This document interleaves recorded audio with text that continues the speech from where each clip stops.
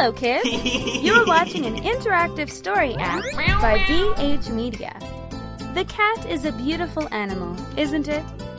It was said that a smart cat helped his poor master become a rich marquis and even marry a beautiful princess. Let's make friends with this special cat through the Grimm Brothers fairy tale, Puss in Boots. Once upon a time, there lived a poor miller, who, when he died, left nothing more for his 3 sons than his mill, his donkey, and his cat. The oldest son quickly took the mill, the second the donkey, and the youngest was left with the cat. I'm the oldest, I get the mill. I get the donkey. Meow, meow. Oh, Meow. but... The youngest was quite unhappy. The oldest has the mill to mill flour, and the second has the donkey to carry goods. But what can I do with that poor cat? He muttered to himself. Suddenly, the cat stood up and said to him with a serious tone, "Do not worry yourself, my good master. Give me a big bag and have a pair of boots made for me, and then you will see that I am not as bad an inheritance as you imagine." The youngest was very surprised when he heard this. However, he had often seen the cat play many lever tricks to catch rats and mice, so he agreed. Poor me. All I can do is make myself a muff from his skin. But then I must die of hunger. Meow, meow. Give me a big bag and have a pair of boots made for me. I'll help you change your life. Oh, you can speak?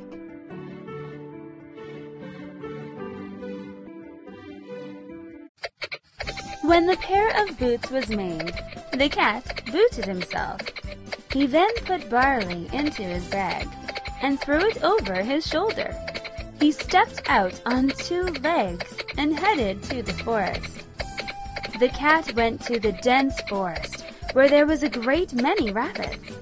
He left the top of his bag wide open, held the string, and hid himself in a sheltered spot.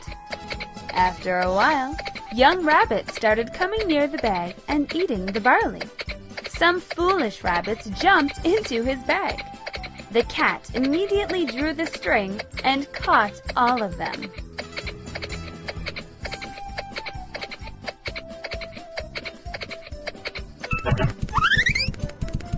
Gotcha! The cat then went straight to the king's palace. Making a low bow, he said to the king, "I have brought you, sir, rabbits, which my noble lord, the Marquis of Carabas, has asked me to present to your majesty from him." In truth, the Marquis of Carabas was the title that the clever cat gave his poor master. The king was pleased with the gift. The cat went to the forest the next day. In this manner, he presented him with rare animals for months. He was given a lot of gold and silver, which he then brought to his master. "I have brought you, sir, rabbits, which my noble lord, the Marquis of Carabas, has asked me to present to your majesty from him." "Good, very good. Hey, talking cat, tell your master that I thank him." "Thank you, your majesty." One day, the cat heard that the king and his beautiful daughter were going out. He ran home and said to his master, "If you follow my advice, you will live a much more comfortable life. All you have to do is go and bathe yourself in the river at the place I show you. Then leave the rest to me." Because he already trusted him, The youngest son did what the cat advised, without knowing why. A handsome guy! A handsome guy! There's an intruder! There's an intruder! Rah! Meow meow! Master, it's urgent. If you want to change your life, follow me and go to the river. Okay. Right now? While the youngest was bathing, the king's coach passed by, and the cat began to cry out, "Help! Help!" The king recognized him, so he stopped immediately. The cat told the king that while his master was bathing, a thief stole his clothes. In truth, the cat had hidden the clothes under a large stone. The king immediately ordered his officers to fetch the best suit for the Lord Marquis of Carabas. When the youngest was dressed in the fine clothes, he looked like a real marquis. The king then allowed him to get into the coach and take a ride with them. The princess liked him at first sight. Your Majesty, here is my lord, the Marquis of Carabas. I am the Marquis of Carabas. It is my great pleasure to meet you and your daughter. Wow! Is this the master of that special cat? In the meantime, the cat ran on ahead of the carriage and reached a green meadow where farmers were cutting the grass.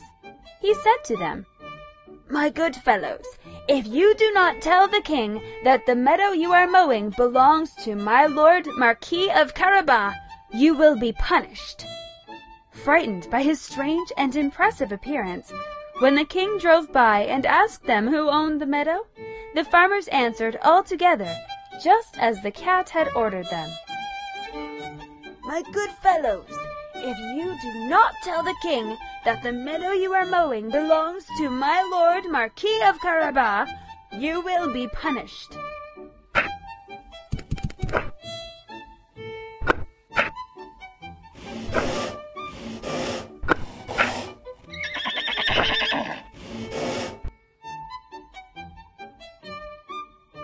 Tell me, who does this meadow belong to? Your Majesty, it belongs to my lord, Marquis of Carabas. The cat still ran ahead and reached a vast field of barley, where there were more farmers busy at work. He said to them, "Good people, if you do not tell the king that this field of barley belongs to the Marquis of Carabas, you will be punished." The cat's threats had scared the farmers, so they followed what he said. The king was astonished by the vast estates of the Lord Marquis of Carabas. He was very pleased. "If you do not tell the king that this field of barley belongs to the Lord Marquis of Carabas, you will be punished."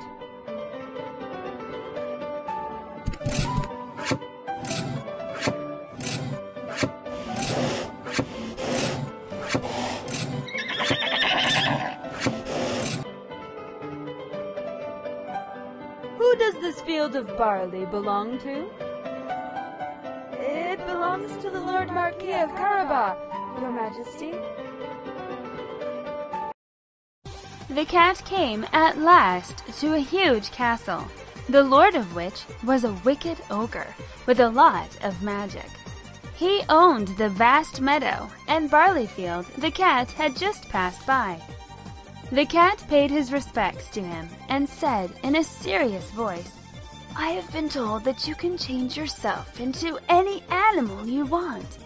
You can, for example, change yourself into a lion or an elephant." "I can. It's an easy thing for me.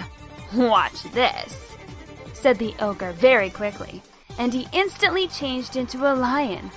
The master cat was very terrified. "What is your business here, imp?" "I have heard about you for a long time, so now I expect to see your power to change yourself into any creature you like. Oh, not a big deal. Keep your eyes open.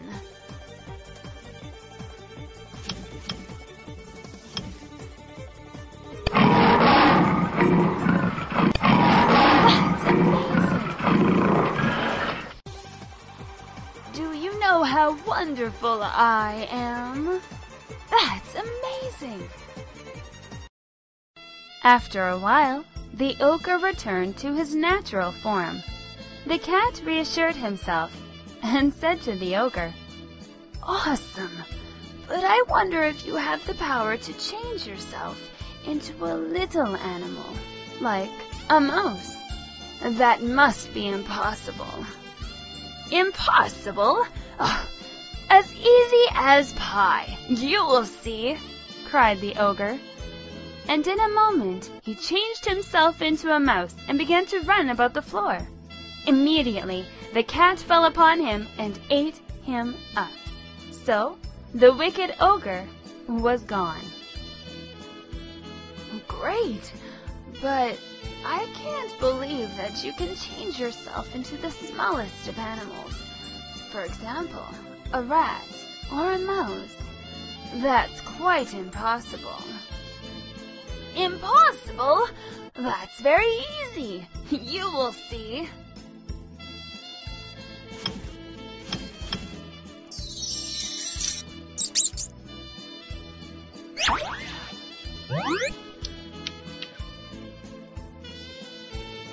Stupid ogre. By this time, the king had arrived at the castle.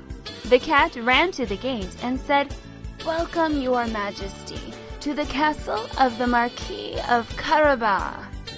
Entering the stately castle, the king was overwhelmed by bright rooms full of treasures. He was very pleased, and his daughter, the beautiful princess, had fallen madly in love with the youngest. The king said, "It will be your own fault, my lord Marquis, if you do not become my son-in-law." Of course, the youngest was overjoyed to accept the honor that his majesty conferred upon him. The two were married that very same day, and they lived happily with the cat forever and ever. That's the end of the story. Do you see that our cat is very wise and clever? Have you ever had your own pet? I hope you will have lovely, smart, and loyal friends like this Master Cat. Goodbye, and see you next time. That's the end of the story. Goodbye.